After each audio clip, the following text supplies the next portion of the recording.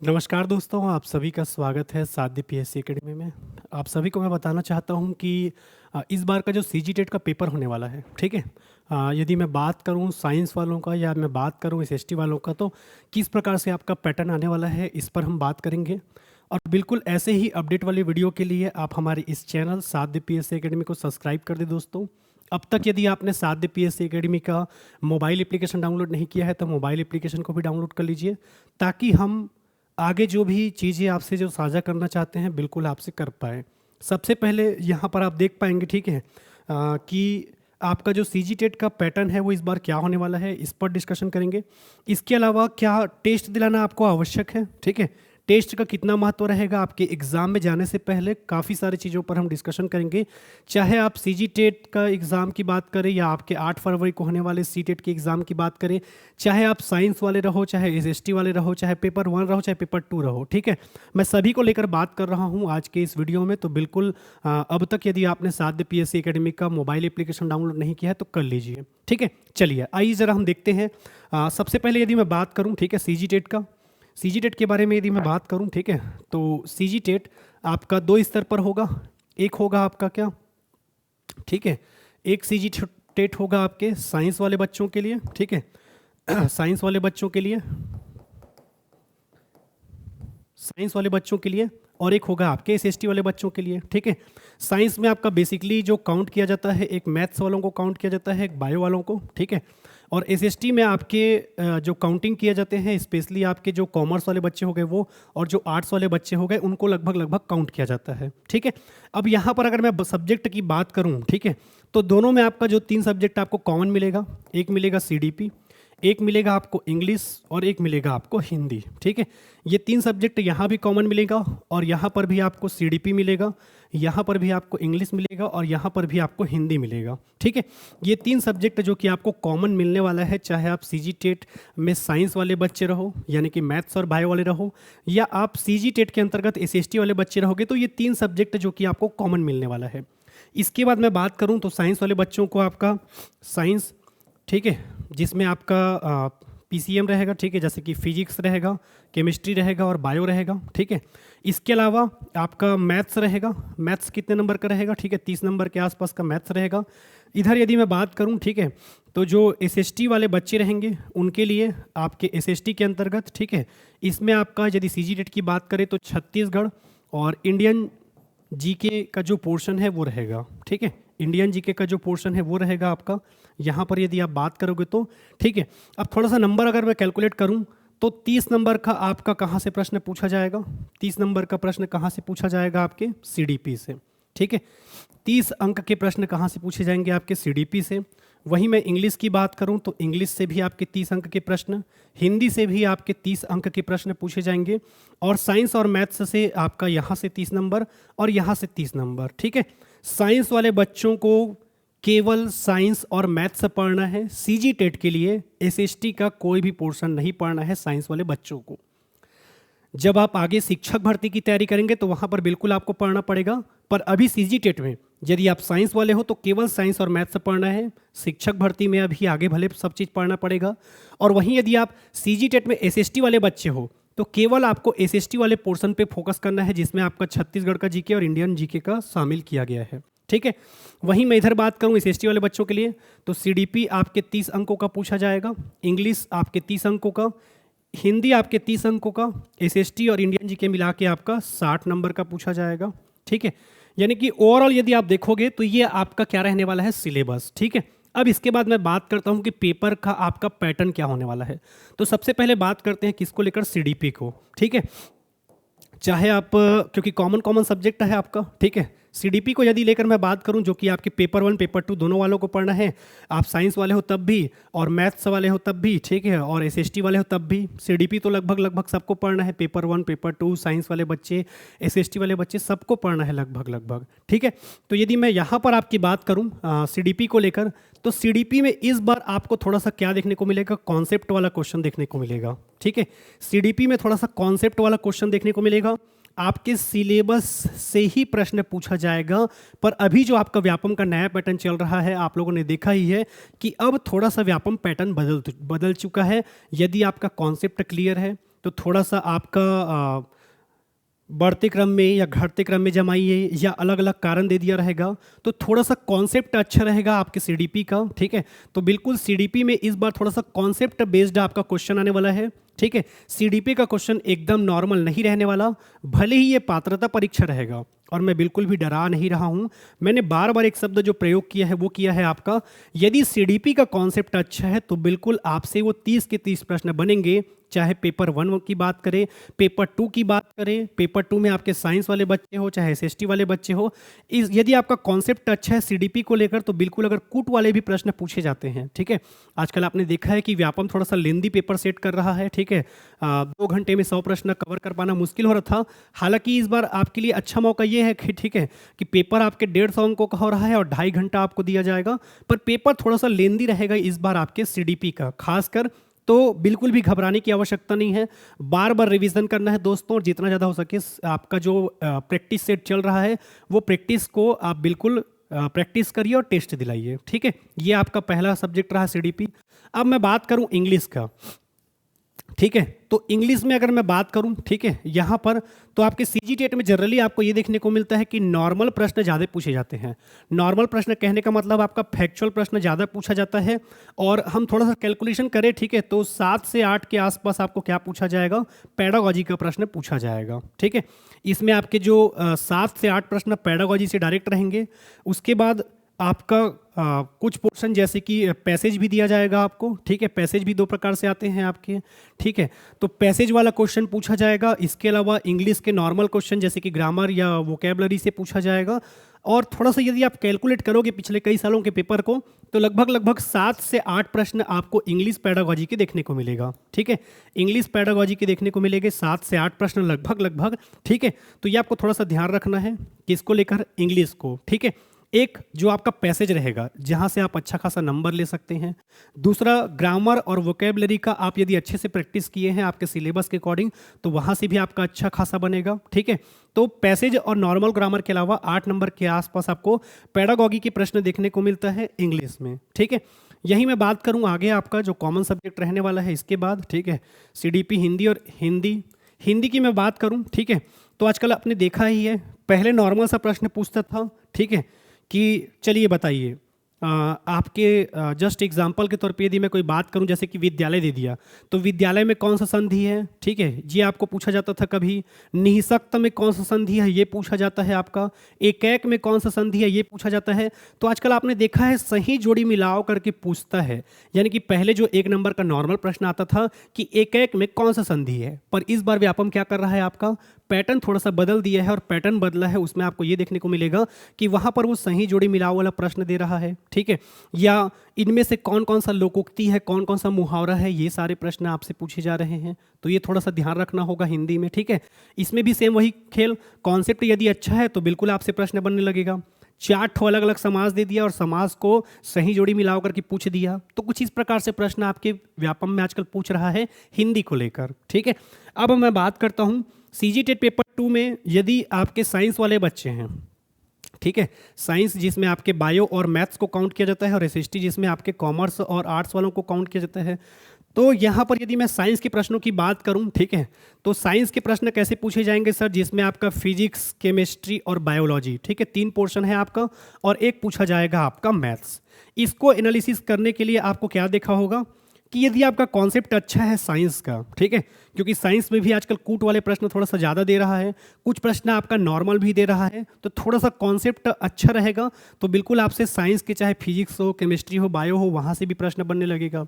ठीक है, पहले केवल इतना ही पूछता था कि कोशिका की खोजकर्ता कौन थे। ठीक है, हो सकता है इस बार कूट में ये प्रश्न पूछ दे कि कोशिका के खोजकर्ता जो थे उन्होंने पहली बार कोशिका को कब खोजा था, पहली बार जीवित कोशिका का खोज कब किया गया था। ठीक है, मृत कोशिका का खोज करने वाले कौन थे।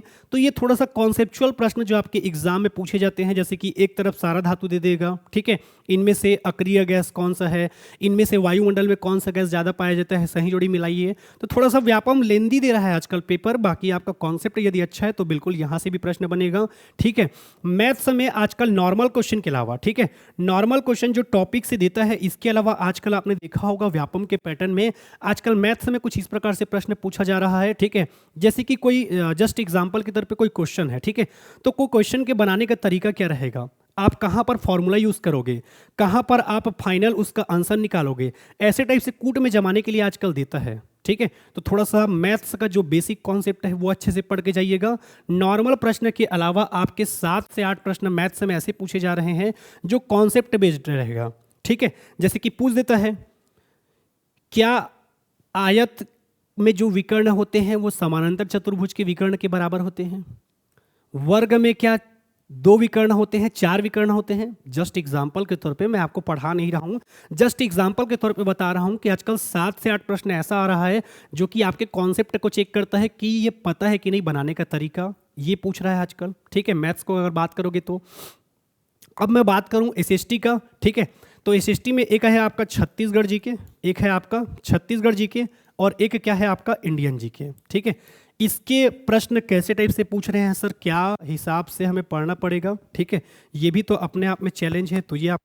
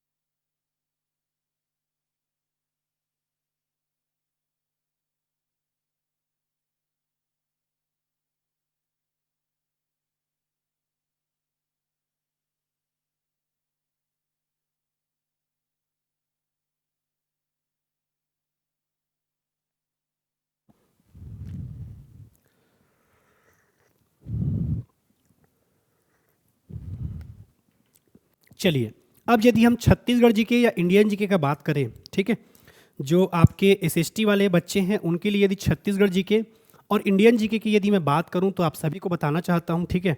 अभी साध्य पीएससी एकेडमी के यूट्यूब चैनल पर हम जो रोज़ क्वेश्चन का प्रैक्टिस करवा रहे हैं, ठीक है, मैंने कहा भी है कि यहाँ का हर एक टीचर, चाहे वो साइंस वाला हो, साइंस का क्वेश्चन करवा रहा है, एसएसटी वाला हो, एसएसटी वाला टीचर अपने पोर्शन को करवा रहा है। जितना ज़्यादा हो सके सारा चीज़ आपका फ्री में उपलब्ध है साध्य पीएससी एकेडमी के चैनल पर, ठीक है।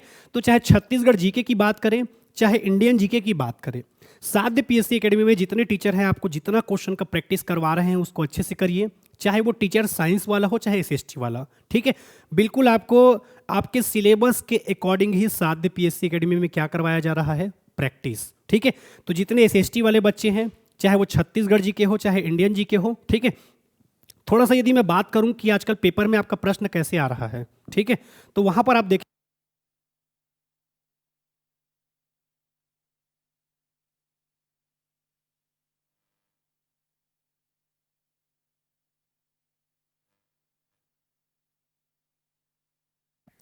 वहां पर आपको देखने को मिलेगा, ठीक है। जैसे कि मैं बात करूं जो एसएसटी वाले बच्चे हैं, सबसे पहले मैं बात करता हूं हिस्ट्री के प्रश्न। हिस्ट्री के प्रश्न आपके पेपर में कैसे पूछे जा रहे हैं, ठीक है। हिस्ट्री के प्रश्न कुछ इस प्रकार से पूछे जा रहे हैं जैसे कि आपको कालक्रम के अनुसार जमाने बोलेगा। कैसे कालक्रम के अनुसार सर? तो पहली बार कांग्रेस का स्थापना कब हुआ था? ए, बी बंगाल विभाजन, सी सविनय अवज्ञा आंदोलन, डी असहयोग आंदोलन, और ई भारत छोड़ो आंदोलन। काल क्रम के अनुसार जमाइए, ऐसा नॉर्मल नॉर्मल प्रश्न आपके हिस्ट्री में पूछा जा रहा है, ठीक है। तो आपको थोड़ा सा कौन कौन से साल क्या क्या चीज़ हुआ था ये देखना पड़ेगा।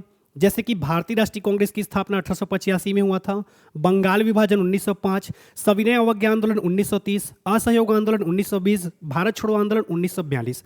अगर ये बेसिक आपको कॉन्सेप्ट पता है दोस्तों, तो यहाँ से आप जो हिस्ट्री के कालक्रम के अनुसार जो प्रश्न पूछे जा रहे हैं वो बना लोगे, ठीक है। इसके बाद यदि मैं जियोग्राफी की बात करूँ, ठीक है, जियोग्राफी की बात करूं तो हमारे यहाँ जो आपको दो टीचर जो कि जियोग्राफी का क्वेश्चन कराते हैं, ठीक है, जिसमें आपको परीक्षित सर और अविनाश सर परीक्षित सर और अविनाश सर के द्वारा जो जियोग्राफी के क्वेश्चन का प्रैक्टिस करवाया जा रहा है उसको बिल्कुल आप करिए, रोज देखिए, ठीक है। परीक्षित सर स्पेशली आपके सीजी टेट के पैटर्न के अनुसार ही जो आपका सिलेबस है उसी के अकॉर्डिंग ही परीक्षित सर आपको यहाँ पर जियोग्राफी के क्वेश्चन करवा रहे हैं। यदि आप केवल रोज क्लास देखते हैं वो मोर देन सफिशिएंट रहेगा।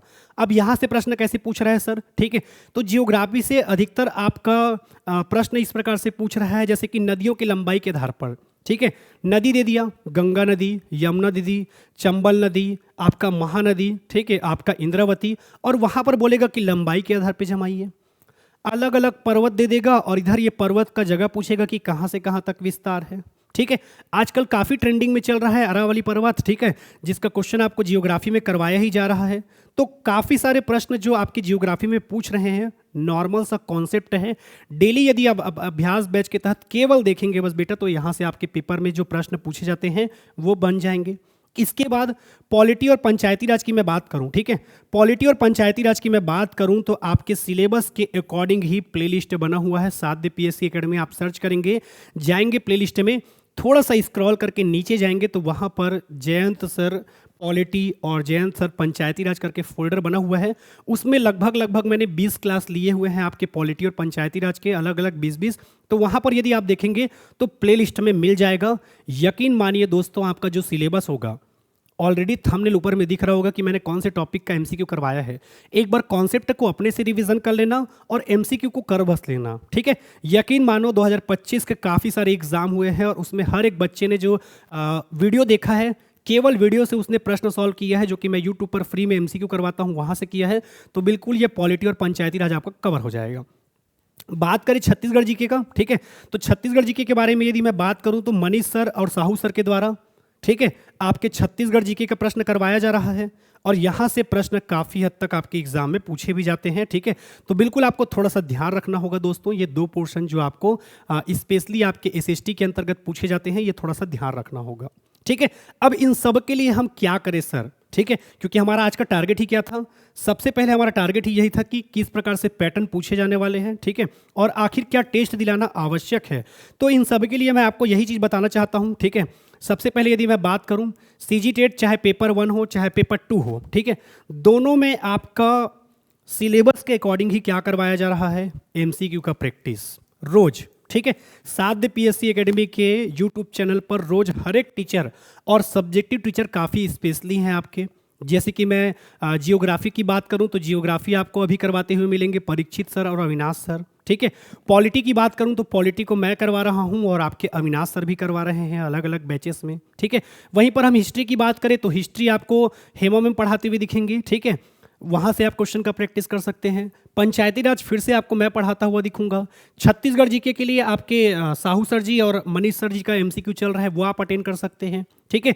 गणित के लिए आप नवीन सर का क्लास अटेंड कर सकते हैं। गणित हो गया, कंप्यूटर हो गया, हिंदी हो गया, खैर कंप्यूटर तो आपके सिलेबस में नहीं है, पर गणित और हिंदी के लिए आप नवीन सर का क्लास देख सकते हैं, ठीक है। गणित और हिंदी के बाद यदि हम बात करें साइंस का, ठीक है, तो साइंस में आपको फिर से राकेश सर और परीक्षित सर आपको एमसीक्यू करवाते हुए मिल जाएंगे, ठीक है। तो जितने भी टीचर आपको एमसीक्यू करवाते हुए मिल रहे हैं काफ़ी अच्छे टीचर हैं, उनके एक्सपीरियंस का फ़ायदा उठाइए।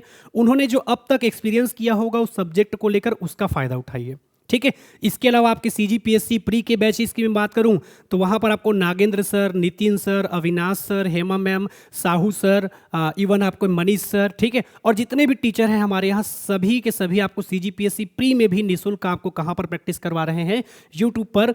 तो बिल्कुल आप ये एमसीक्यू को देखिए दोस्तों, रोज जुड़िए, रोज देखिए, फ्री में आपको ये एमसीक्यू दिया जा रहा है। अब ये एमसीक्यू करने के बाद आप यदि चाहें, ठीक है, क्योंकि सब अपने अपनी मर्जी के मालिक हैं भाई, पर मुझे बताना जरूरी है, यदि आप अभ्यास बैच के तहत साध्य पीएससी एकेडमी के मोबाइल एप्लीकेशन से जुड़ते हैं तो यहाँ पर आपको देखने को मिलेगा टेस्ट सीरीज, जो कि आपके सिलेबस के अकॉर्डिंग ही बनाया गया है। इसमें आपको ई बुक भी देखने को मिलेगा, ठीक है, काफ़ी सारे आपको एमसीक्यू का सीरीज देखने को मिलेगा, चाहे पेपर 2 हो चाहे पेपर 1 हो, ठीक है। तो बिल्कुल ऐसे बच्चे जो अब तक साध्य पीएससी एकेडमी से नहीं जुड़ पाए हैं, काफ़ी फायदा मिलेगा आपको टेस्ट दिला के। ऐसा लगेगा कि यहाँ का टेस्ट दिलाने के बाद आपको कि आप व्यापम के नए पैटर्न के आधार पर ही एमसीक्यू कर रहे हैं, ठीक है। तो काफ़ी सारे टीचर जो अभ्यास बैच के तहत, लक्ष्य बैच के तहत, चाहे वो आपका सीजी टेट पेपर 1 हो, पेपर 2 हो, आपके कहना चाहिए कि आप सामने यदि तैयारी कर रहे हैं सीजीपीएससी प्री का, तो जिस भी टीचर का आपको क्लास अच्छा लगता है, ठीक है, अलग अलग टीचर अलग अलग बैचेस में पढ़ा रहा है, ठीक है। और बिल्कुल मैं तो यही कहूँगा कि जितने टीचर करवा रहे हैं बच्चे, सारे के सारे टीचर्स आपके काफ़ी एक्सपीरियंस होल्डर हैं, ठीक है। बहुत सारे टीचर्स ने आपका अलग अलग एग्ज़ाम भी निकाला हुआ है, तो बिल्कुल उनके एक्सपीरियंस का फ़ायदा उठाइए दोस्तों। पिछले कई सालों के एक्सपीरियंस के आधार पे जो टीचर आपके साथ साझा कर रहा है, काफ़ी फ़ायदा मिलेगा आपको उससे, ठीक है। चलिए, और ऐसे ही अपडेट वाले वीडियो के लिए आप हमारे इस चैनल साध्य पीएससी एकेडमी को सब्सक्राइब कर ले।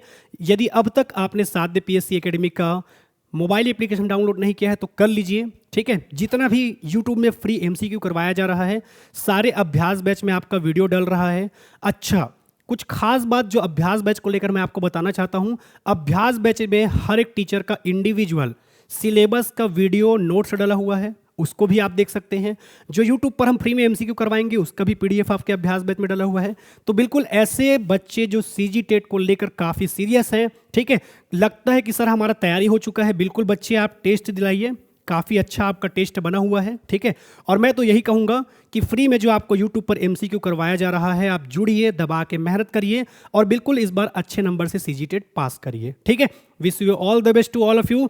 जाते जाते बस मैं आपसे यही कहना चाहता हूँ, ध्यान से सुनिएगा, बस कर्म तुम्हारा कल होगा, बस कर्म तुम्हारा कल होगा, और कर्म में अगर सच्चाई है तो कर्म कहाँ निष्फल होगा। Wish you all the best to all of you. 1 फरवरी आपके सीजी टेट का एग्जाम और 8 फरवरी आपके सीटेट का एग्जाम। फिर से मुलाकात होगा आप सबसे, तब तक के लिए धन्यवाद। और ऐसे ही अपडेट वीडियो के लिए आप हमारे इस चैनल साध्य पीएससी एकेडमी को सब्सक्राइब कर दे दोस्तों। थैंक यू, जय हिंद।